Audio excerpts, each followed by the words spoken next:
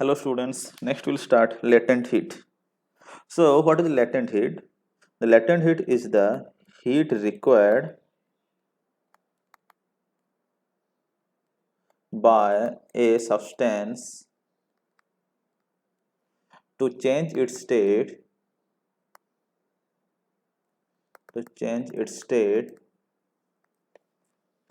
without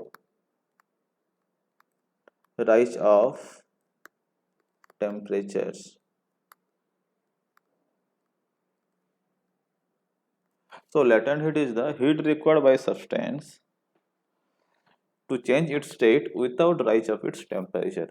So we have supplied heat. So आप देखे होंगे कोई भी substance को when we supply heat there will be a increase in temperature. हम heat supply किए, हीट जैसे सप्लाई किए कोई भी सब्सटेंस का टेम्परेचर बढ़ता है, लेकिन यहाँ पे क्या हो रहा है, heat required by substance to change its state without rise of its temperature, that means सब वो आइस है यहाँ पे, जब supplied heat so ice change into, ice था ये वाटर बन गया, but without rise of its temperature मतलब टेम्परेचर इंक्रीज नहीं हुआ है। तो टेम्परेचर इंक्रीज नहीं हुआ है, हम हीट सप्लाई किए हैं तो वो हीट गया कहाँ। सो दैट इज वाई ये जो इसके बारे में हम डिटेल में देखेंगे, इसीलिए हम हीट सप्लाई किए स्टिल टेम्परेचर इंक्रीज नहीं हुआ, तो एक्सटर्नली हम प्रेडिक्ट नहीं कर सकते हैं कि कितना हीट सप्लाई किए, मतलब ये टेम्परेचर इंक्रीज नहीं हुआ, टेम्परेचर को देख के हम हीट को सेंस नहीं कर सकते, एक्सटर्नली वो हमें विजिबल नहीं होगा, हम फील नहीं कर पाएंगे। तो ये जो हीट है इसलिए इसको लेटेंट का मतलब होता है हिडन। हम हीट तो सप्लाई किए लेकिन टेम्परेचर में कुछ चेंज नहीं आया, सो टेम्परेचर को देख के हम हीट सप्लाई किए बोल के उसको हम जज नहीं कर सकते।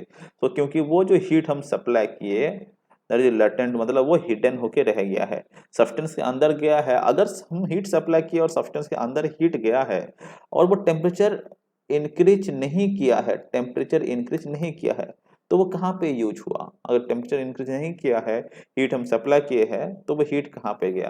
तो बेसिकली क्या होता है जब स्टेट चेंज होता है, फॉर एग्जांपल जो सब्सटेंस कोई एक सॉलिड है, सॉलिड से ये क्या होगा लिक्विड, तो बेसिकली यहाँ पे क्या होता है, सॉलिड में पार्टिकल सब क्लोजली पैक होते हैं, तो जो क्लोजली पैक है सॉलिड में, जैसे ये लिक्विड बनता है, लिक्विड में क्या होता है थोड़ा गैप आ जाता है, पार्टिकल पार्टिकल में गैप, क्योंकि इंटरमोलिकुलर स्पेस जो है वो लिक्विड में ज़्यादा होता है एज कंपेयर टू सॉलिड। और जो फोर्स ऑफ एट्रैक्शन होता है, force of attraction particle particle के बीच में, फोर्स ऑफ एट्रैक्शन ये सॉलिड में ज़्यादा होता है देन लिक्विड। सो अगर हमें सॉलिड को लिक्विड में कन्वर्ट करना है, सॉलिड को लिक्विड में अगर कन्वर्ट करना है, तो पार्टिकल पार्टिकल के बीच में जो फोर्स ऑफ एट्रैक्शन है, उस फोर्स ऑफ एट्रैक्शन को ओवरकम करके वो पार्टिकल को हमें सेपरेट करना पड़ेगा, उनके बीच में स्पेस बढ़ाना पड़ेगा, देन ओनली ये जो सॉलिड था ये क्या हो जाएगा लिक्विड में कन्वर्ट हो जाएगा। जो यहाँ पे सॉलिड था जैसे ये पार्टिकल में डिस्टेंस इंक्रीज हो जाएगा, ये बन जाएगा लिक्विड। तो हम जो हीट सप्लाई करते हैं वो क्या करता है, लेटेंट हीट का क्या क्या है, वहां पे टेम्परेचर इंक्रीज नहीं किया है, लेकिन ये स्टेट में चेंज रहा है। स्टेट में चेंज क्यों लाया है, क्योंकि पार्टिकल पार्टिकल में जो फोर्स ऑफ एट्रैक्शन है उसको वो ओवरकम किया है और पार्टिकल के पार्टिकल में डिस्टेंस इंक्रीज करके वो स्टेट में चेंज लाया है। तो basically the latent heat, the latent heat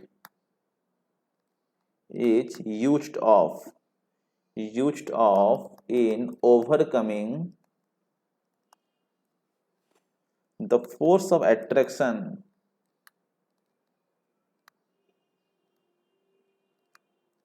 between the particle of substances, in the particles of substance,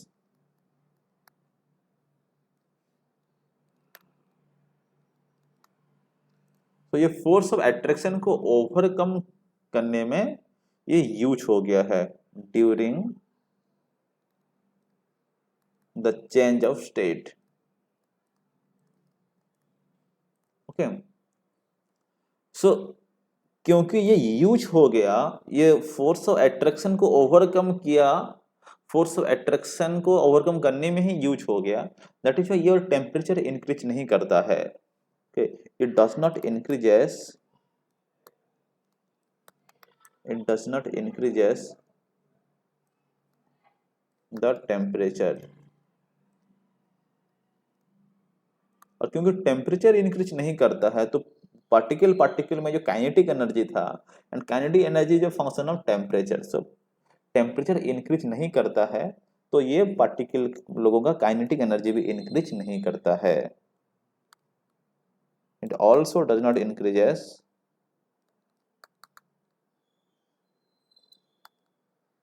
the kinetic energy,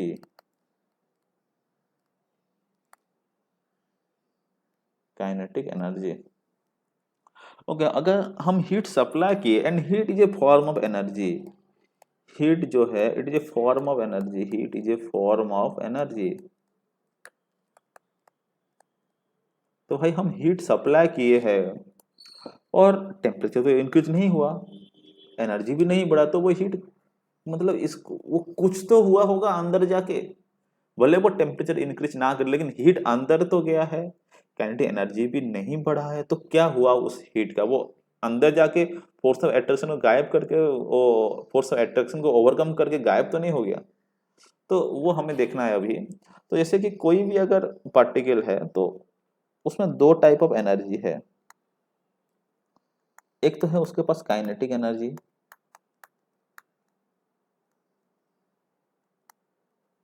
दूसरा है पोटेंशियल एनर्जी। पोटेंशियल एनर्जी, तो जो दो टाइप ऑफ जो एनर्जी है, एक काइनेटिक एनर्जी, दूसरा पोटेंशियल एनर्जी। ये जो काइनेटिक एनर्जी है it is related to temperature, it is related to temperature. लेकिन यहाँ पे क्या हुआ है, टेम्परेचर तो इंक्रीज हुआ ही नहीं है, टेम्परेचर इंक्रीज नहीं हुआ है। तो क्योंकि टेम्परेचर इंक्रीज नहीं हुआ है, टेम्परेचर कांस्टेंट है, मतलब हम जैसे लेटेंट हीट सप्लाई किए, टेम्परेचर कांस्टेंट मतलब काइनेटिक एनर्जी भी कांस्टेंट है। तो kinetic energy is related to temperature. तो पोटेंशियल एनर्जी के, potential energy it is related to, it is related to force of attraction, force of attraction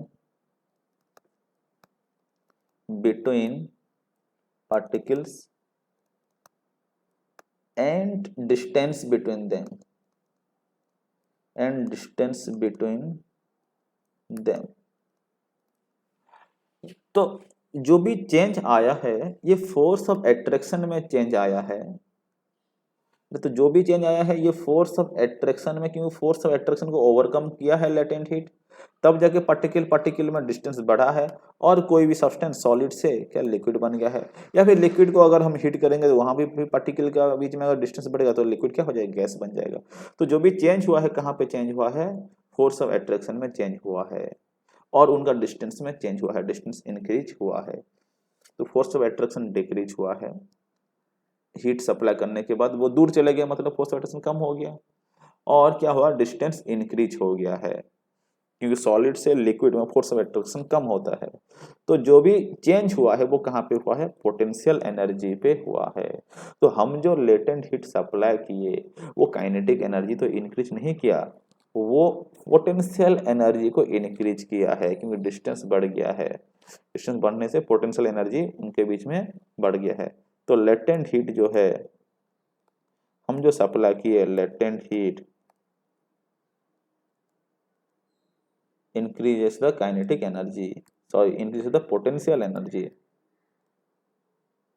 increases the potential energy। और kinetic energy से इसका कोई लेन then नहीं, क्योंकि वो temperature fix है, टेम्परेचर इंक्रीज नहीं करता है। तो एक सिंपल सा एक्सपेरिमेंट आप कर पाएंगे इसको जानने के लिए। सपोज एक आइस है, यहाँ पे आइस है, तो आइस जो है आपने आप ये पढ़े होंगे कि ice melt at, ice melts at 0 degree centigrade. तो ice melt at 0 degree centigrade ऐसा क्यों लिखा गया? हम तो जैसे घर में रूम का जो टेम्परेचर हमारा रहता है वो नॉर्मल 25 टू 27 डिग्री सेंटीग्रेड रहता है। तो हम फ्रिज से जैसे आइस को निकालेंगे, फ्रिज से जैसे हम आइस को निकालेंगे वो भी तो वहां पे मेल्ट हो जाता है। तो वहां पे रूम का टेम्परेचर ज्यादा है, right, more than 0 degree centigrade है, वो मेल्ट हो रहा है। तो क्या आइस 25 टू 27 डिग्री सेंटीग्रेड में मेल्ट हो रहा है कि 0 डिग्री में मेल्ट हो रहा है? कि हम खाली बाहर रखे हैं 27 की 30 या 40 डिग्री सेंटीग्रेड में आप रखे होंगे, आइस मेल्ट हो रहा है, क्या बाहर ज्यादा टेम्परेचर है और फिर भी आइस 0 डिग्री में मेल्ट हो रहा है? आइस का टेम्परेचर क्या इंक्रीज नहीं हो रहा है? वो हमें देखना है अभी। तो आप अगर देखेंगे कोई अगर आइस है, ये आइस में अगर आप एक थर्मोमीटर यूज करेंगे, थर्मोमीटर यूज करके उसका टेम्परेचर को आप चेक करना चाहेंगे, तो थर्मोमीटर को जैसे आप यूज करेंगे तो आपको पता चलेगा ये जो आइस है ये जब तक पूरा वाटर में कन्वर्ट नहीं हो जाता, पूरा वाटर में कन्वर्ट नहीं हो जाता, तब तक इसका जो टेम्परेचर है, टेम्परेचर ये आइस का जो है ये 0 डिग्री सेंटीग्रेड ही रहता है। जब वंस टोटल आइस, पूरा आइस जैसे वाटर में कन्वर्ट हो जाएंगे तो तब जाके इसका कुछ टेम्परेचर इंक्रीज हो सकता है। यहाँ भले हम हीट सप्लाई करें, यहाँ भले हम हीट सप्लाई करें, जो भी हीट सप्लाई करेंगे स्टिल इसका जो टेम्परेचर है वो टेम्परेचर इंक्रीज नहीं होगा और वो हमेशा 0 डिग्री सेंटीग्रेड में ही रहेगा, क्योंकि हम जो भी हीट सप्लाई कर रहे हैं it does not increases the temperature, it just overcome the force of attraction between the particles and it increases the distance between the particles. और डिस्टेंस इंक्रीज करने से क्या होगा? सब्सटेंस लिक्विड हो गया। तो जैसे जो भी हम हीट सप्लाई किए that heat does not increases the temperature and hence kinetic energy also, so the total heat is used up during the change of state from solid to liquid or liquid to gas। यहाँ पे क्या है? solid to liquid in overcoming the force of attraction between the particles, or the heat simply increases the distance between the particles। और ये जो भी heat हम supply किए ये खाली क्या किया? डिस्टेंस इंक्रीज किया है पार्टिकल पार्टिकल के बीच में। और जैसे तो अब क्या होगा? फाइनली क्या होगा? आइस जो 0 डिग्री सेंटीग्रेड में था, फाइनली जैसे सारा आइस जैसे वाटर में हो जाएंगे, वाटर 0 डिग्री सेंटीग्रेड में बन जाएगा, क्योंकि आइस 0 डिग्री सेंटीग्रेड में मेल्ट हो रहा है तो वाटर भी कितना में है? 0 डिग्री सेंटीग्रेड में है। तो वंस वाटर 0 डिग्री सेंटीग्रेड में आ गया, तब अगर हीट सप्लाई करेंगे, फिर अगर हीट सप्लाई किए तब हीट इंक्रीज होगा, तब हीट इंक्रीज होगा। फिर अगर हम हीट सप्लाई किए वाटर को अगर हम हीट सप्लाई करेंगे तो वाटर का भी टेम्परेचर इंक्रीज होगा, लेकिन कितना तक इंक्रीज होगा? 100 डिग्री सेंटीग्रेड तक। और ये यहाँ पे स्टीम बन जाएगा। तो 100 डिग्री सेंटीग्रेड में क्या होगा? सारा जो वाटर जो है ये स्टीम बनना शुरू हो जाएगा विदाउट इंक्रीज इन टेम्परेचर। तो हम जो नॉर्मल वाटर का बॉइलिंग पॉइंट 100 डिग्री सेंटीग्रेड, मतलब हम वाटर का टेम्परेचर 100 डिग्री से ज्यादा नहीं कर सकते, क्योंकि वो वहां पे ही वो स्टीम बन जाता है। तो जब तक पूरा वाटर स्टीम ना बन जाता तब तक हम जितना भी हीट करेंगे टेम्परेचर उतना ही रहता है। तो हम हीट सप्लाई कर रहे हैं लेकिन टेम्परेचर इंक्रीज नहीं होता है, इसलिए ये हीट को हम लेटेंट हीट बोलते हैं। It neither increases the temperature, right, but it increases the potential energy, it stores as a potential energy। तो लेटेंट हीट दो टाइप है, वो हम एक एक करके देखेंगे। सो यहाँ पे टाइप्स ऑफ लेटेंट हीट।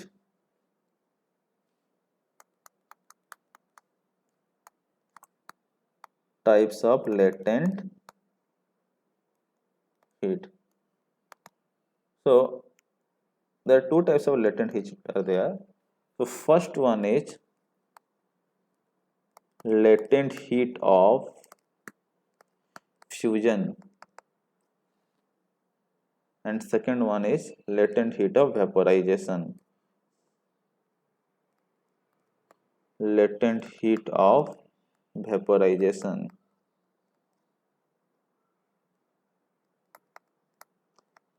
सो एक एक करके हम डिस्कस करेंगे। First latent heat of fusion. Latent heat of fusion. So latent heat of fusion, fusion means क्या, melting. Fusion is melting. Melting मतलब ये सॉलिड से क्या बना है, लिक्विड. सो अगर कोई भी सब्सटेंस अगर अपना स्टेट चेंज कर रहा है from solid to liquid, right, तो ये स्टेट चेंज करने के लिए जो भी हीट यूज हुआ, that is called latent heat of fusion. So we can write it is the amount of heat, it is the amount of heat required to convert a unit mass, और unit mass मतलब 1 kg भी ले सकते हैं, of solid into liquid with liquid form without rise in temperature. तो solid to liquid अगर state change करना है तब जो एनर्जी यूज हो रहा है, right, without increasing the temperature, that amount of heat is called latent heat. So for water, so water और आइस को अगर देखेंगे, आइस क्या होगा, मेल्ट होके ये वाटर में कन्वर्ट होता है. तो आइस जो वाटर में कन्वर्ट हो रहा है, तो आइस का अगर लेटेंट हीट ऑफ फ्यूजन हम लिखेंगे, latent heat of fusion of ice is, ये आपको याद रखना है, 3.34 इंटू 10⁵ जूल पर केजी. और अगर हम कैलोरी में इसे एक्सप्रेस करेंगे तो ये 80 कैलोरी पर केजी. तो इसका मतलब ये है कि 1 केजी अगर आइस 1 केजी वाटर में अगर कन्वर्ट होगा तो उसे कितना हीट चाहिए, 3.34 इंटू 10⁵. तो 1 केजी अगर आइस है, 1 केजी अगर आइस है, ये अगर वाटर में कन्वर्ट होगा तो मास तो उतना ही रहेगा. तो 1 केजी अगर वाटर में कन्वर्ट होगा तो जो हीट रिक्वायर्ड होगा उसको कितना लगेगा, 3.34 into 10⁵ joule per KG. At the same time क्या, विदाउट राइज इन टेम्परेचर. इसका मतलब यहाँ पर जो टेम्परेचर था आइस का 0 डिग्री सेंटीग्रेड, यहाँ पर भी कितना होगा, 0 डिग्री सेंटीग्रेड. क्योंकि जो हीट जो यूज हुआ है ये खाली फोर्स ऑफ एट्रैक्शन को ओवरकम किया है पार्टिकल के बीच में, और ये काइनेटिक एनर्जी इंक्रीज नहीं किया है, इसलिए उनका टेम्परेचर इंक्रीज नहीं होता है. ये हम ऑलरेडी पढ़ चुके हैं. तो अगर 1 केजी आइस को अगर 1 KG water at 0 degree centigrade में जस्ट स्टेट चेंज किए हैं, स्टेट चेंज करना है तो हमें कितना एनर्जी चाहिए पर केजी, 3.34 इंटू 10⁵. अगर हमें ये, तो आइस से हम क्या बनाए, वाटर बनाए, तो हमें कितना, 1 KG ice at 0 degree to 1 KG water at 0 degree, तो एनर्जी कितना यूज हुआ, तो 3.34 इंटू 10⁵ जूल पर केजी. ये हम सप्लाई किए तो ये आइस एब्जॉर्ब किया, तब जाके वाटर बना. सो अगर 1 केजी वाटर को अगर हम 1 केजी में आइस बनाएंगे तो कितना हीट हमें रिमूव करना पड़ेगा, जितना हीट हम सप्लाई किए हैं तो उतना ही हीट रिमूव करना पड़ेगा, 3.34 इंटू 10⁵ जूल पर केजी. इतना अगर वो रिलीज किया, तो इतना हीट अगर वो रिलीज किया तब जाके ये फिर से वाटर से अगेन आइस में कन्वर्ट हो जाएगा. देखो ये 1 केजी आइस का वैल्यू है, अगर आपके पास ½ किलो होगा कि 1 ग्राम होगा, 100 ग्राम होगा, अकॉर्डिंगली आप डिवाइड कर सकते हैं. कितना 5 ग्राम है तो उसके लिए कितना हीट चाहिए. अगर 1000 ग्राम के लिए अगर आपको अगर लग रहा है 3.34, 1 केजी मतलब कितना, 1000 ग्राम, 3.34 इंटू 10⁵ जूल पर केजी. फिर आपके पास अगर 1 ग्राम आइस होगा तो उसको वाटर में कन्वर्ट करने के लिए अकॉर्डिंगली आप 1000 डिवाइड करेंगे, वो निकाल सकते हैं जितना मास के लिए. तो ये जो अमाउंट ऑफ हीट है ये पर केजी है, ये आपको याद रखना है. तो 1 केजी आइस को 1 केजी वाटर में बनाने के लिए उतना एनर्जी देना पड़ेगा, तो आइस एब्जॉर्ब करेगा. सिमिलरली वाटर से अगर हम उतना हीट अगर रिमूव कर देंगे, वाटर अगर 0 डिग्री में है और उसको रिमूव कर देंगे तो उतना बन जाएगा. तो लेकिन अगर आइस 0 डिग्री में है तो ठीक है, लेकिन आइस का टेम्परेचर बहुत कम है, तो यहाँ पे आइस का अगर, जैसे कि आप सुनो हिमालय ये सब में टेम्परेचर बहुत ही कम रहता है, 0 डिग्री बोल के नहीं, और बहुत कम। सपोज यहाँ पे आइस है, आइस का -27 डिग्री सेंटीग्रेड टेम्परेचर है, तो -27 डिग्री सेंटीग्रेड टेम्परेचर है, तो लेकिन आइस तो मेल्ट कितना में होता है, 0 डिग्री सेंटीग्रेड पे। तो अब अगर हम इसको हीट सप्लाई करेंगे, इसको हम अगर हीट सप्लाई करेंगे, तो आइस का टेम्परेचर इंक्रीज होगा, आइस का टेम्परेचर इंक्रीज होगा, टेम्परेचर बढ़ेगा, और ये आइस तब तक टेम्परेचर बढ़ेगा जब तक कि आइस 0 डिग्री सेंटीग्रेड में पहुंच ना आए। तो वहां से 0 डिग्री सेंटीग्रेड में पहुंच गया, फिर अगर हम इसको हीट करेंगे,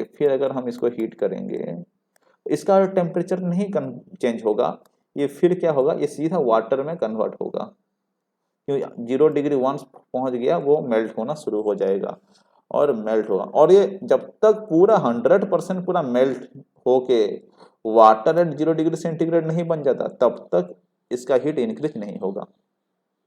तो आफ्टर दैट वंस पूरा वाटर अगर 0 डिग्री सेंटीग्रेड में बन गया, फिर अगर हम इसको हीट सप्लाई करेंगे, तब इसका टेम्परेचर बढ़ेगा बढ़ेगा बढ़ेगा, कितना बढ़ेगा, ये टिल इसका टेम्परेचर बढ़ेगा 100 डिग्री सेंटीग्रेड तक, water at 100 degree centigrade. 100 degree centigrade जैसे इंक्रीज हो गया तब और इसका हीट हम जितना हीट सप्लाई करेंगे फिर भी इसका टेम्परेचर नहीं बढ़ेगा, तब ये क्या होगा, स्टीम में कन्वर्ट हो जाएगा, क्योंकि ये भी स्टेट चेंज हो जाता है। तो steam eight 100 degree centigrade, one steam 100 degree centigrade में पहुंच गया, उसके बाद हम इसका टेम्परेचर इंक्रीज कर सकते हैं, क्योंकि और तो वाटर नहीं है, स्टीम है। वाटर का हम टेम्परेचर 100 डिग्री से इंक्रीज ज्यादा नहीं कर सकते, लेकिन स्टीम का तो कर सकते हैं। तो phase change, during the phase change temperature remain constant, चाहे वो आइस टू वाटर हो कि वाटर टू स्टीम हो, और जो जो टेम्परेचर में फेज चेंज होता है वही टेम्परेचर ही कांस्टेंट होके रहता है। तो सेकेंड टाइप ऑफ जो लेटेंट हीट है, that is latent heat of vaporisation. Second type of latent heat जो है, that is latent heat of vaporisation. So latent heat of vaporisation क्या है, तो अगर हम वाटर को अगर स्टीम में कन्वर्ट करना चाहेंगे, फेज चेंज हो रहा है, लिक्विड टू अगर वेपर फॉर्म में जो फेज चेंज हो रहा है, जो स्टेट चेंज हो रहा है, उसकी उस टाइम में जो हीट रिक्वायर्ड होता है, उस हीट को हम लेटेंट हीट ऑफ वेपोराइजेशन बोलते हैं। सो अगर हम डिफाइन करेंगे latent heat of vaporisation, latent heat of vaporization is the amount of heat required, is the amount of heat required to convert a unit mass, और यहाँ पे 1 kg भी आप लिख सकते हैं, unit mass of liquid to solid, liquid to vapour, without rise in temperature,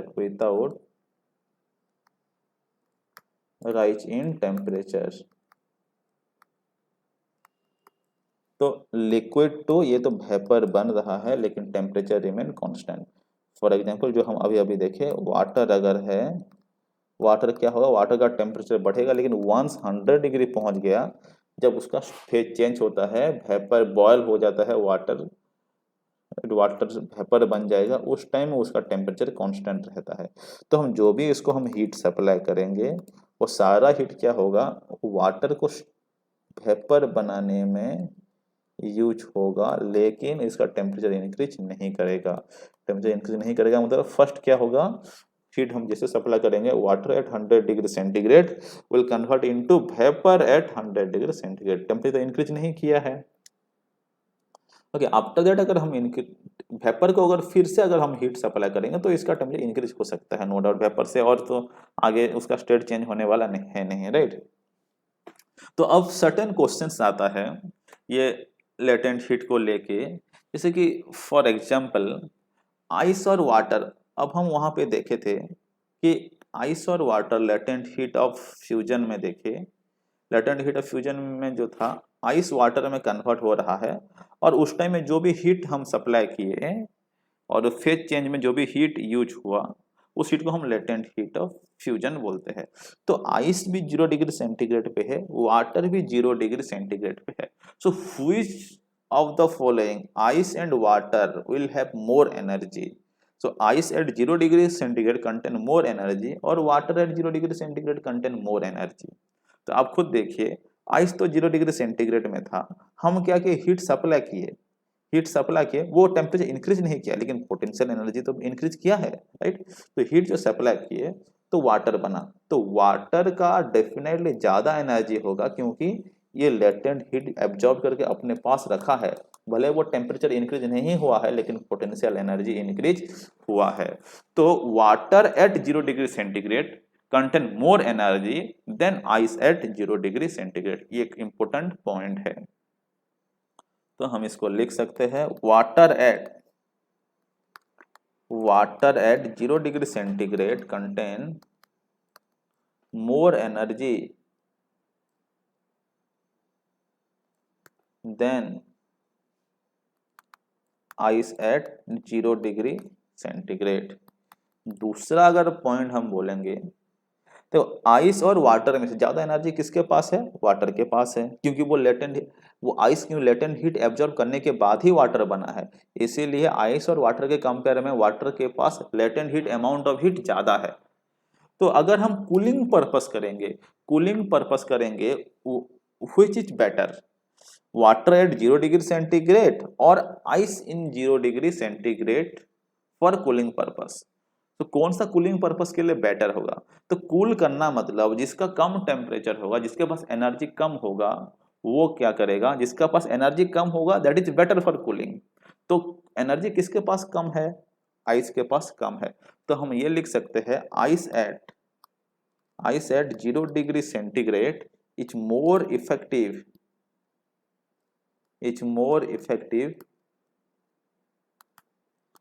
in cooling a substance than water at 0 degree centigrade, क्योंकि ice का क्या है, बहुत ही एनर्जी कम है और वाटर के पास तो ऑलरेडी एनर्जी ज्यादा है, तो जिसका एनर्जी कम होता है वो इजीली कूल कर सकता है। थर्ड पॉइंट अगर हम इसका देखेंगे तो वाटर और स्टीम को अगर देखेंगे तो water at 0 degree centigrade and steam eight 0 degree centigrade, यहाँ पे water at 0 degree centigrade and steam eight 0 degree centigrade, तो दोनों में से ज्यादा एनर्जी किसके पास है? स्टीम के पास होगा, क्योंकि यहाँ पे latent heat amount of energy हम सप्लाई किए हैं, लेटेंट हीट ऑफ वेपोराइजेशन, ये वाटर के लिए आपको याद रखना है, latent heat of vaporisation of water equal to 22.5 into 10⁵ joule per KG. तो वाटर को अगर हम वेपर में कन्वर्ट करेंगे तो हम कितना यहाँ पे एनर्जी देंगे? अगर 1 kg है, 1 kg वाटर को 1 kg स्टीम में अगर हम कन्वर्ट करेंगे तो हमें एनर्जी देना पड़ेगा 22.5 इंटू 10⁵ जूल पर केजी। तो वेपर और स्टीम के पास वाटर के कंपैरिजन में इतना amount of energy, latent heat amount of energy extra होता है। तो इसलिए वेपर और स्टीम का जो है एनर्जी ज्यादा होता है, इवन दो इन दोनों का टेम्परेचर जो है 100 डिग्री सेंटीग्रेड है। तो हम ये लिख सकते हैं कि steam eight 100 degree centigrade contain more energy than water at 0 degree centigrade. At the same time दूसरा पॉइंट हम लिख सकते हैं, क्योंकि स्टीम का एनर्जी ज्यादा है तो अगर हम कोई सब्सटेंस को हीट करना चाहते हैं तो स्टीम और वाटर में से कौन सा बेटर होगा? स्टीम बेटर होगा, क्योंकि स्टीम का एनर्जी ज्यादा है तो वो जल्दी हीट कर पाएगा। सो steam eight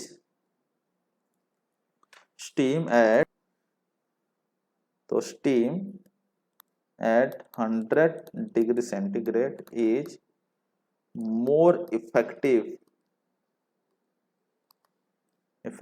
in heating than